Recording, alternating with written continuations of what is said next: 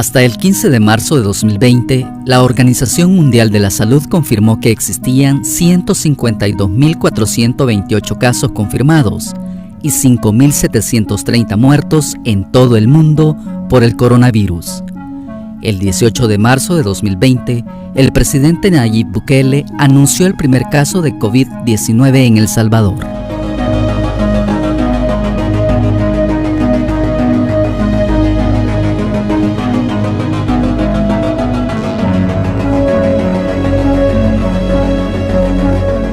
El actual brote de enfermedad por coronavirus, COVID-19, que fue notificado por primera vez en Wuhan, China, el 31 de diciembre de 2019, ha puesto en alerta máxima a toda la humanidad.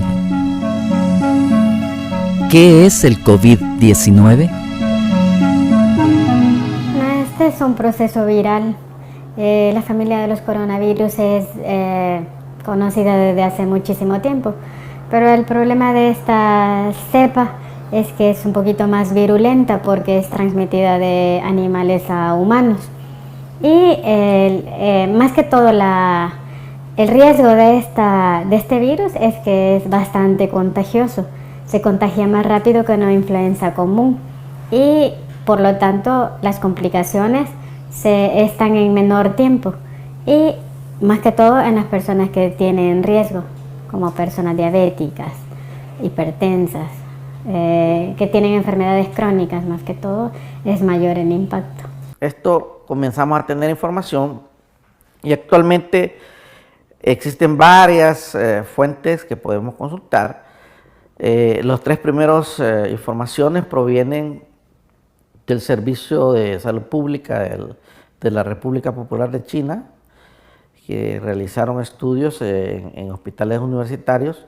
El primero nos habla de los 99 pacientes iniciales que atendieron ese hospital, el otro una serie de 150 pacientes y finalmente el estudio publicado con fecha 11 de febrero, en donde ya nos da una observación a nivel nacional en China sobre cerca de 72.000 pacientes.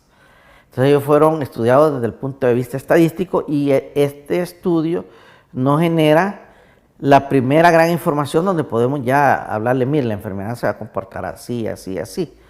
Han estado saliendo otros estudios en otros países. Obviamente son más cortos. El último que ha salido ayer publicado ya fue Singapur, publicando su experiencia con los 18 pacientes. Pero ¿qué les puedo comentar yo de esta situación? ¿Qué sabemos hoy? Como les decía en el inicio, cuando se da a conocer el problema, la circunstancia era que esperábamos una enfermedad de alta letalidad, que por el hecho de ser nuevo, la humanidad, todos los seres humanos somos susceptibles a padecer la infección, porque nunca ha estado en contacto con nadie, no hay memoria inmunológica, no hay anticuerpos protectores. Entonces, básicamente la susceptibilidad, la posibilidad de padecer la infección es universal. Eso desde ya nos decía que este problema nos comprometía a todos. Luego venía la situación del riesgo de morir de esta enfermedad, la letalidad. ¿Cómo se propaga la COVID-19? De acuerdo a la Organización Mundial para la Salud, una persona puede contraer la COVID-19 por contacto con otra que esté infectada por el virus. La enfermedad puede propagarse de persona a persona a través de las gotículas procedentes de la nariz o la boca, que salen despedidas cuando una persona infectada tose o exhala. Estas gotículas caen sobre los objetos y superficies que rodean a la persona, de modo que otras personas que pueden contraer la COVID-19 si tocan estos objetos o superficies y luego se tocan los ojos, la nariz o la boca. Por eso es importante mantenerse a más de 1 metro o 3 pies de distancia de una persona que se encuentra enferma. Tiene, como todo proceso viral, un periodo de incubación. El de esta va más o menos entre 5 y 24 días, se dice. Y hay gente que han detectado que solo son portadores. Eso quiere decir que tienen el virus, pero no desarrollan los síntomas. Y hay otras personas que sí desarrollan los síntomas. Y los síntomas son secreciones así como una gripe o influenza común, ¿verdad?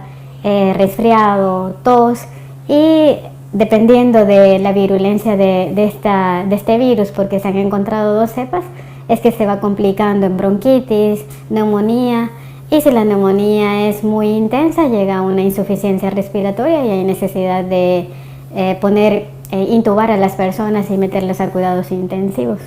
El último dato que teníamos de enfermedad por coronavirus, el MERS, cuyo índice de letalidad es del 36%, altísimo, 36 de cada 100, ¿verdad?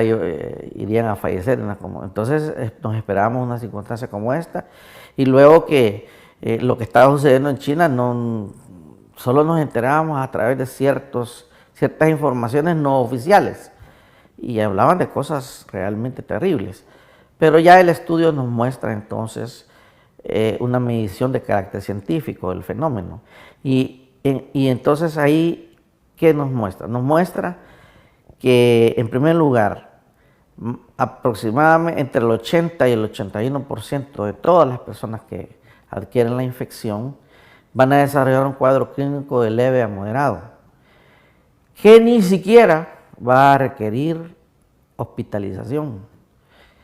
Pero hay otro porcentaje, ese otro 15, 20, el otro porcentaje del 100%, van a desarrollar una enfermedad grave, que en un 5% de los casos, en un margen más estrecho todavía, va a caracterizarse por producir una neumonía muy severa, con situaciones como que abarca ambos pulmones, con riesgo de muerte por la neumonía y por otras complicaciones que causa la reacción de la presencia del virus en nuestro organismo. De forma que entonces nos queda y que es bien interesante que esa letalidad, esa capacidad de morir, se concentra, de los 60 años hacia arriba, va subiendo progresivamente. Lo que por lo menos a mí me llama la atención es que, si se fijan en las estadísticas, en los menores de 16 años es muy poca la afección.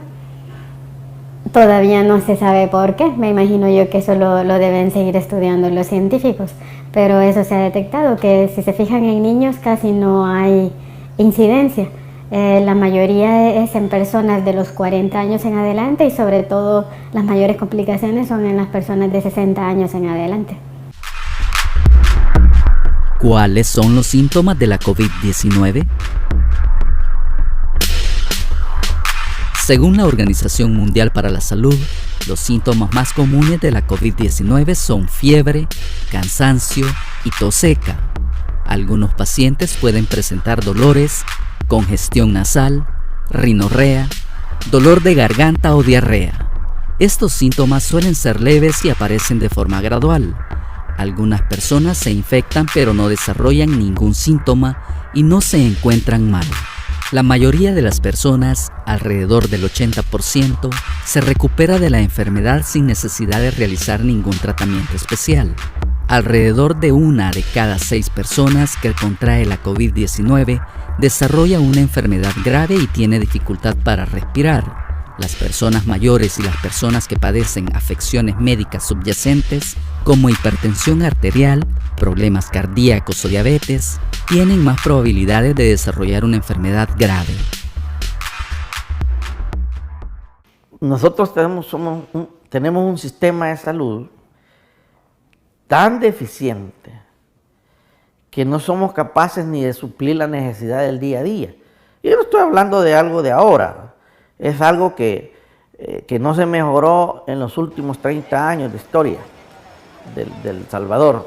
Nadie lo ha mejorado, nadie realmente hizo algo concreto, y mucho peor quedó después de estos últimos 10 años de oscuridad que acabamos de terminar, ¿verdad? Y entonces, es algo que no se va a revertir en 6 meses, en un año, definitivamente. Entonces, pero también debo aclarar que ninguna nación en el mundo, absolutamente ninguna, se encontraba en capacidad de enfrentar una situación como esta, y que ha dependido mucho de una respuesta que requiere iniciativa, que requiere creatividad, que requiere experticia para hacerle frente. Es así como podemos hablar que la respuesta que los chinos, que la sociedad china ha dado a esta situación ha sido admirable, titánica. Y a este punto está en vías de controlarse ya, tanto que cada día se reportan menos pacientes infectados. Entonces es algo realmente de admirar. Pero también ha habido situaciones complejas, como Italia, por ejemplo, en donde en una nación desarrollada esto se volvió algo al momento incontrolable, con gravísimas repercusiones. Entonces va a variar según la situación. Nadie estaba capacitado, pero y no es cuestión que nosotros vamos a esperar a hacer milagros en tiempo. ¿A qué punto actualmente estamos nosotros preparados para atender las necesidades de atención de pacientes ya enfermos en este país? Es algo que a este momento nadie tiene información clara fuera de las autoridades, porque se ha sabido que se han determinado 5 hospitales, creo, en donde se van a atender los pacientes, pero nada fuera de eso. No hemos visto unidades de cuidado. Se ha dicho que se están comprando nuevos equipos y otros preparativos, pero no lo hemos visto en la práctica. Es de esperar que se estén tomando medidas en ese sentido, porque realmente es complejo. Desde marzo de 2020, el gobierno de El Salvador tomó medidas preventivas para frenar la llegada del nuevo coronavirus al país. Constantemente, representantes del gobierno anunciaron las disposiciones de contención del virus, que progresivamente fueron aumentando en términos restrictivos.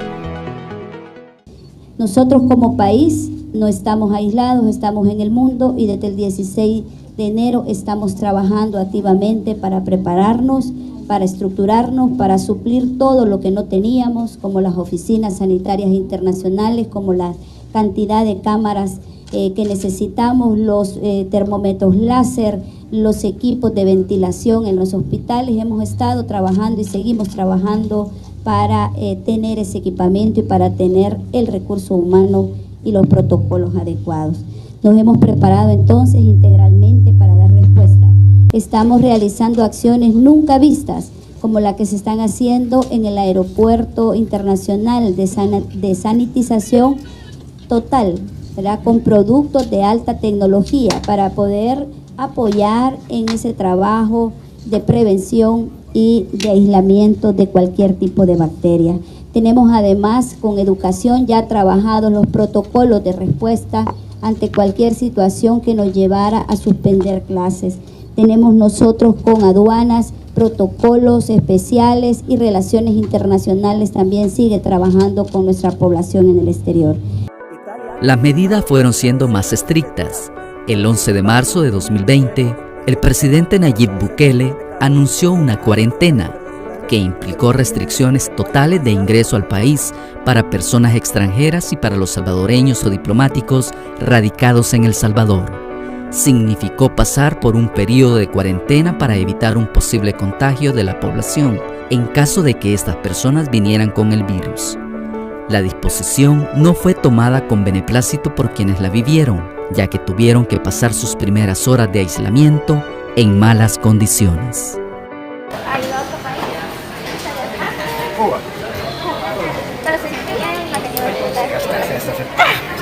Se mueren más niños por diarrea todos los días que gente con coronavirus. Chau. Chau. Bueno, ustedes. Es importante que la población no tenga miedo porque este gobierno está trabajando de manera articulada, con claridad, ante el coronavirus. Tenemos médicos, enfermeras, hospitales, recursos capacitados y con los protocolos actualizados y realizándolos constantemente para estar preparados ante cualquier posible caso. A la población también llamarle para que se sume a todos estos esfuerzos, que se sume a todas estas acciones, porque al final lo más importante es el conocimiento de esta nueva enfermedad para obtener una prevención y limitar la transmisión ante la llegada de Esas buenas medidas que estábamos implementando, otra de las buenas medidas, el ir restringiendo progresivamente la entrada de extranjeros provenientes de países donde el virus estaba circulando. Ustedes recordarán, primero comenzaron con China, luego se incluyó Corea del Sur, Irán, Italia, Francia,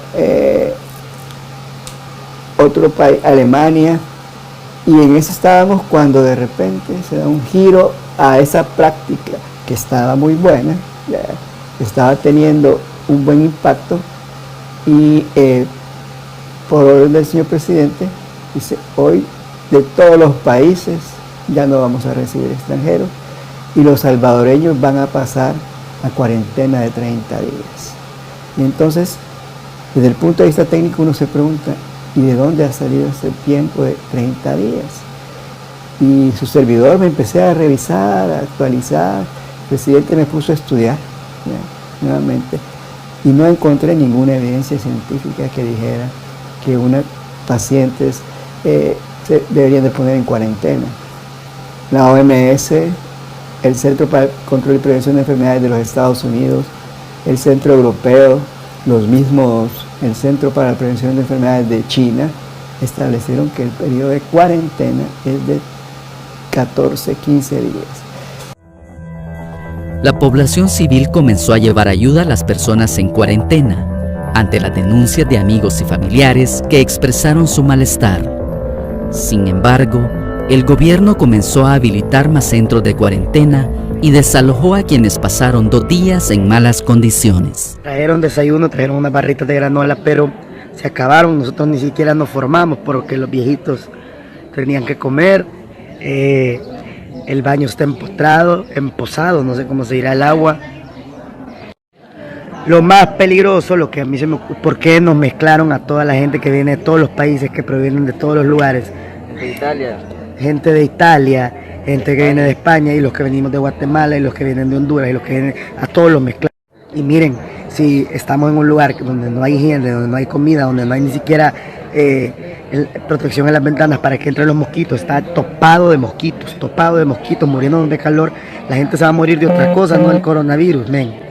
Usted conoce a alguien en un medio de comunicación, que pasen y corran la voz y que vean de que aquí no hay ningún tipo de plan, no tienen ningún tipo de orden, no hay comida, no hay suficientes doctores, hay demasiada gente, no hay suficientes camarotes, yo estoy durmiendo en el suelo. Lo más importante, toda la gente que está aquí, que mezclados, a ninguno nos han hecho un examen para saber si tenemos o no tenemos coronavirus. Esas cosas son las que consideramos nosotros como gremio médico, que han venido a hacer el problema más grande. Se ve que hay una improvisación de las medidas, ya no basadas en un plan, sino que en improvisación.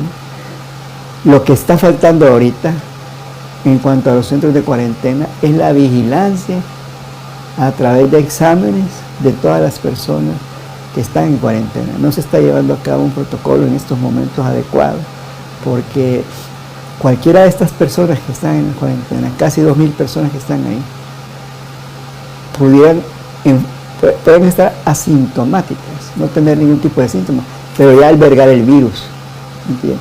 Y si ya lo albergan, pueden transmitir a otros. Entonces, los protocolos internacionales de cuarentena controlada significa que si usted está en cuarentena, yo todos los días tengo que examinarle, y no solo la toma de temperatura, también al menos lo ideal en países con recursos, les hacen por lo menos cada 3, cada 4 días la prueba para detectar la presencia del coronavirus, del COVID-19 o del SARS-CoV-2, que es el agente que produce el COVID-19. La amenaza del nuevo coronavirus llevó al presidente de la República a declarar alerta roja y a solicitar la aprobación por parte de la Asamblea Legislativa un estado de emergencia y un estado de excepción, para contar con autonomía en decisiones encaminadas a prevenir la llegada del virus al país. Esto generó un debate que finalizó con la aprobación de su petición, con ciertos matices que propuso el Congreso, aprobando una ley de restricción temporal de derechos constitucionales concretos para atender la pandemia COVID-19. La Alcaldía de San Salvador, así como las demás municipalidades, retomaron la iniciativa de hacer campaña para prevenir la llegada del coronavirus al país. El presidente Bukele, en cadena nacional de radio, televisión y redes sociales, anunció que construiría el hospital más grande de Latinoamérica en las instalaciones del Centro Internacional de Ferias y Convenciones, CIFCO, que contará con 300 camas de unidad de cuidados intensivos y 2.000 camas de hospitalización para tratamiento o atención masiva. Vamos a construir el hospital más grande de Latinoamérica que atienda la pandemia del COVID-19. Hemos instruido al Centro Internacional de Ferias y Convenciones, al Ministro de Obras Públicas, al Ministerio de Salud, a convertir el Centro Internacional de Ferias y Convenciones en el hospital más grande de toda Latinoamérica para atender esta enfermedad. Los salvadoreños y salvadoreñas deben mantenerse al día de la información más reciente sobre el brote de COVID-19, a la que pueden acceder en el sitio web de la OMS y a través de las autoridades de salud pública pertinentes a nivel nacional y local. Se han registrado casos en muchos países de todo el mundo y en varios de ellos se han producido brotes. Las autoridades chinas y las de otros países han conseguido detener el avance de los brotes, pero la situación es impredecible y es necesario comprobar con regularidad las noticias más recientes. Quería llevar solo 3 mensajes muy breves en este aspecto. Uno de los puntos centrales desde el trabajo interinstitucional es la detección temprana de los casos y el abordaje de los mismos, y para eso trabaja todo este comité creado desde hace el Comité de Crisis Nacional, creado desde hace ya más de un mes, y que se ha venido trabajando intensamente en preparación, en disposición de equipos, instituciones, personal y demás. El segundo gran punto tiene que ver con el cuidado personal, y es el llamado que se ha hecho a que cada uno de nosotros tiene que tener cuidado. Será imposible contener la emergencia si cada uno no toma las medidas correctas. Y el tercer y último punto tiene relación con los mensajes comunitarios, no informar lo que no corresponde, utilizar fuentes oficiales de información, y solamente así podemos controlar la enfermedad. Seguiremos trabajando en la medida en que aparezca en los países. La información estará disponible en las páginas oficiales de la OPS, la OMS, y es lo que se ha venido haciendo y se seguirá haciendo en este y en los demás países de la región de las Américas. Este virus creció de una manera exponencial que nadie previó al comienzo del 2020. Tanto países industrializados como los países en desarrollo han sido víctimas de esta pandemia que sigue azotando a la humanidad. Toques de queda y una cultura de higiene y aislamiento parecen ser el primer recurso que se tiene para frenar su propagación.